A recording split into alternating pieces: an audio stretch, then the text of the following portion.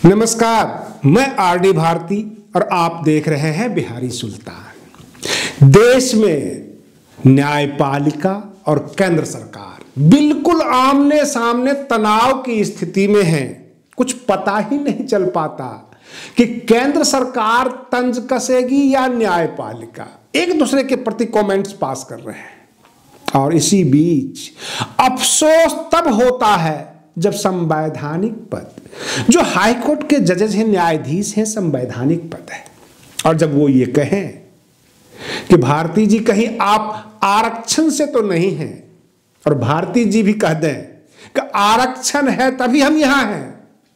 ये दो तरफा जो चल रहा है, ये देश में क्या चल रहा है? अगर अशिक्षित व्यक्ति अगर ऐसा करे तो उसके लिए प्रावधान है। SC ST एक्ट, जातिगत आपने जो है भेदभाव किया, आपने जातिगत टिप्पणी की, लेकिन संवैधानिक पद पर बैठे हुए जो लोग हैं, जो न्यायाधीश हैं, मिलॉर्ड हैं, जब वो ये बात बोले तो कुछ अच्छा नहीं लगता। ऐसा लगता है देश किसी अन्य दिशा में चल रहा है।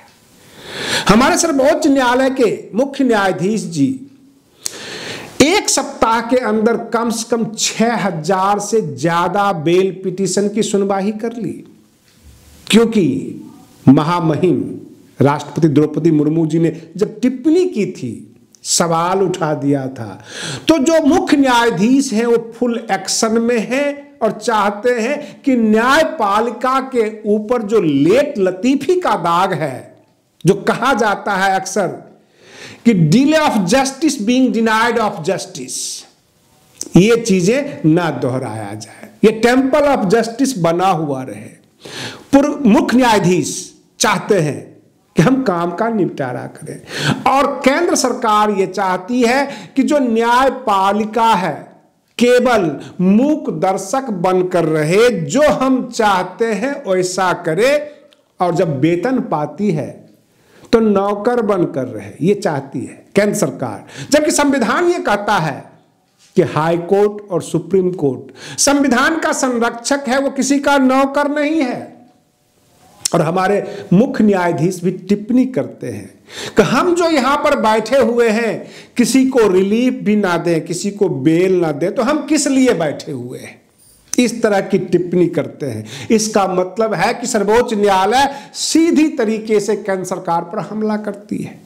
और उधर सुशील मोदी, जो पहले डिप्टी CM हुआ करते थे बिहार के उप मुख्यमंत्री, अब उन्होंने मांग किया है कि न्यायपालिका का जो वेकेशन है, जो छुट्टियां हैं, उसको कम किया जाए। मैं आपको बता दूं, 15 मई से लेकर 1 जुलाई तक समर वेकेशन पर न्यायाधीश रहते हैं, सुप्रीम कोर्ट और हाई कोर्ट। इसको कम करने की तैयारी हो रही है, क्योंकि लंबित मामले बहुत ज्यादा हैं देश के अंदर, मुकदमों की संख्या बहुत ज्यादा है, तो लंबी लंबी छुट्टियां पर न्यायाधीश ना जाएं।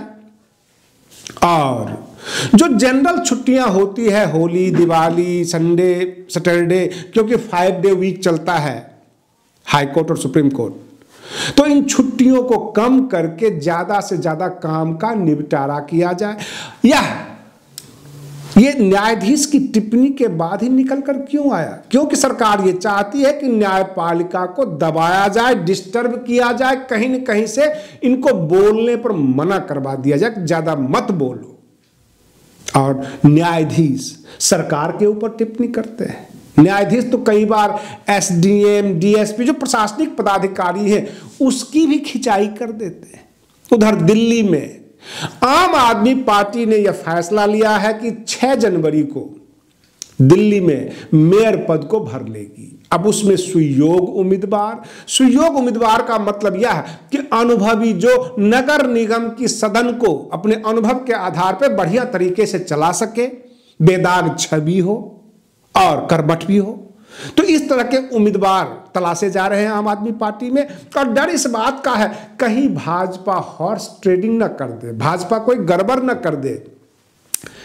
आम आदमी पार्टी ने यह आरोप लगा दिया कि भाजपा हमारे पार्षदों को खरीद सकती है, और भाजपा ने भी लगे हाथ आरोप लगा दिया कि आम आदमी पार्टी हमारे पार्षदों को खरीद सकती है।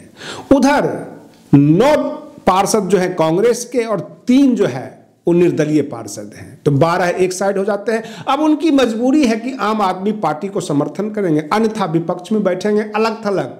और 104 पार्षद भाजपा के पास है, वह सफिशियंट है।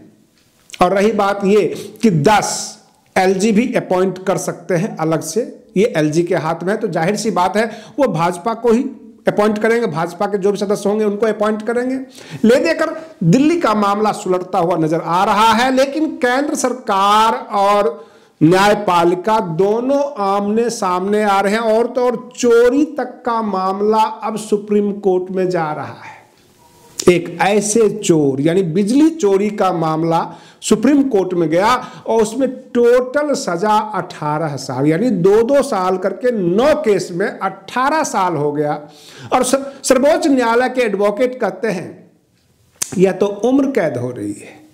कुल मिलाकर यह देखा जाता है न्यायपालिका में SC, ST, OBC माइनॉरिटीज यानी दबा कुचला क्लास वहां भी सुरक्षित नहीं है। संविधान में जो बड़ी बड़ी बातें दी हुई है यह केवल किताबी बातें बनकर रह गई है, इसका पालन नहीं हो पाता। केंद्र सरकार ही केवल जिम्मेवार नहीं, केंद्र सरकार से लेकर नीचे तक का जो सिस्टम है वो पूरा का पूरा सिस्टम डैमेज है। न्यायपालिका में भी ऐसे लोग हैं जो टीका टिप्पणी करते हैं, अनदेखी करते हैं, और बहुत सारे लोग जेलों में भी सड़ रहे हैं।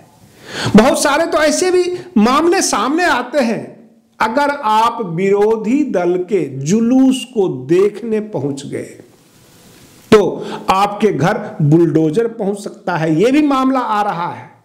अब प्रश्न यह उठता है कि जो डिप्रेस क्लास है, बहुजन समाज है, वह खुद में व्यस्त है, उनको सिस्टम से कोई लेना देना नहीं है। क्योंकि जो बहुजन समाज पार्टी के समर्थक होंगे वो ढूंढते रहते हैं कि बसपा का कोई न्यूज आया कि नहीं, बहन मायावती जी ने कोई ट्वीट किया या नहीं। अगर आजाद समाज पार्टी के कोई समर्थक है तो वो चंद्रशेखर भैया ने कुछ कहा या नहीं कहा ये न्यूज ढूंढता है। समाजवादी पार्टी के जो कार्यकर्ता होंगे वो अखिलेश भैया के बताए हुए बयान को ढूंढते हैं। लेकिन समाज, सिस्टम, प्रशासन कहां से डैमेज हो रहा है, कौन लूट रहा है, कौन घसीट रहा है, यह देखने के लिए कोई तैयार नहीं। और तो और किसी ने सवाल कर दिया कि हम कांग्रेस और भाजपा की तुलना जो कर रहे हैं, श्रीमती इंदिरा गांधी जी एक दिन के अंदर 14 बैंकों को नेशनलाइज कर दिया। क्या हमारे मोदी जी बार बार नेहरू जी पर अटैक करते हैं, कांग्रेस पर अटैक करते हैं? क्या मात्र अडानी और अंबानी को नेशनलाइज कर सकते हैं? मात्र 2 कंपनी, ऐसा वो नहीं कर सकते। कहने का मतलब यह पिछले 70 सालों में जो डेवलपमेंट हुई है उसी को तो बेचा गया। और रही बात ये, कांग्रेस और भाजपा के नूरा कुश्ती में अक्सर बहुजन समाज के मुद्दे गौन हो जाते हैं। जातिगत भेदभाव जो है वह वहीं के वहीं बने रहते हैं। सब लोग भूल जाते हैं। 2 दलों की ऐसी लगती है कि फिक्स मैच है, या तो कांग्रेस या भाजपा, और दोनों के शासन में डिप्रेस क्लास के ऊपर लीगल हैमर चलते हैं, सोशल हैमर चलते हैं, हर जगह से अटैक होता है। आज न्यायपालिका और केंद्र सरकार आमने सामने है, लेकिन क्या न्यायपालिका ने कभी खुलकर यह टिप्पणी किया कि डिप्रेस क्लास को क्या न्याय मिलता है? जितने भी वर्षों से पेंडिंग मामले हैं, अगर आप उसको गिनती करें, उसमें देखें तो डिप्रेस क्लास के 99% मुकदमे सामने आएंगे। और तो और लोग अपनी एरिया घसीटते रहते हैं कोर्ट में। न्यायपालिका समझ गई है कि हमारे यहां कुछ न कुछ मजबूरियां हैं, लेकिन केंद्र सरकार को एक ईगो प्रॉब्लम हो गया है कि न्यायपालिका हमारे सामने बोल कैसे सकती है, हमारे सिस्टम के बारे में कुरेद कैसे सकती है। और यही स्थिति बनी हुई है। कभी लॉ मिनिस्टर किरण रिजिजू जी अपनी टिप्पणी कर देते हैं, कभी सुशील मोदी जी टिप्पणी करते हैं, तरह तरह की मांग उठ रही है। उधर सर्वोच्च न्यायालय के जो न्यायाधीश हैं, मुख्य न्यायाधीश हैं, सरकार के ऊपर टिप्पणी कर देते हैं, सिस्टम के ऊपर टिप्पणी कर देते हैं। और तो और 24 घंटे के अंदर व्यक्ति रिटायर होता है, उसके बाद उसको चुनाव आयुक्त बनाया जाता है, और प्रशांत भूषण के एप्लीकेशन पर सुप्रीम कोर्ट सुनने लग जाती है, सवाल कर देती है। ये तकलीफ मोदी सरकार को हो गई है। वो चाहती है कि सर्वोच्च न्यायालय का जो दायरा है वो कम से कम किया जाए। देखना यह है कि सर्वोच्च न्यायालय और केंद्र सरकार के जो आमने सामने तीखी टिप्पणी के बाद किसका पलड़ा भारी होता है। सर्वोच्च न्यायालय अपने जगह पे मजबूत रहती है या केंद्र सरकार उसको काबू करने में कामयाब हो जाती है।